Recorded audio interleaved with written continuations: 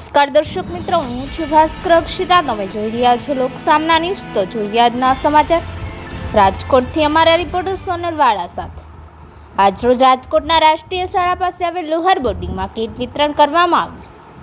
Kit વિતરણ 2020થી કરવામાં આવે છે. જ્યારે કોરોના હતો ત્યારથી કીટ વિતરણ કરવામાં આવે છે. કોરોના વખતે લોકોના ઘરે ઘરે જઈને રાશન પહોંચાડવામાં આવતું હતું. આ કીટ વિતરણ લુહાર સમાજના અત્યંત નબળા વર્ગ કે જેમને તે એક ટાઈમ જમવાનું બનતું નથી એવા લોકોના ઘરે જઈને લુહાર બોર્ડિંગના પ્રમુખ તેમજ ટ્રસ્ટીઓ દ્વારા જાતે એ લોકોના ઘરે તપાસ કરી તેમની સ્થિતિ જોઈને કાર્ડ આપવામાં આવે છે અને દર મહિને એક કાર્ડ ઉપર કીટ આપવામાં આવે છે.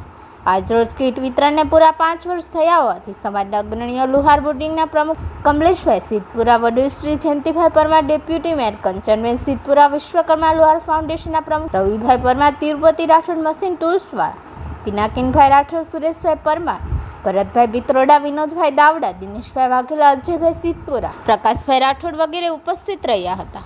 કાર્યક્રમની શરૂઆતમાં દીપ પ્રાગટ્ય કરવામાં આવ્યું. ત્યારબાદ કીટ વિતરણને પૂરા 5 વર્ષ થયા હોવાથી કીટ લેવા આવનાર તેમજ મહેમાનોને અલ્પાહાર કરાવવામાં આવ્યું હતું. ત્યારબાદ કીટ વિતરણ કરવામાં આવ્યું હતું.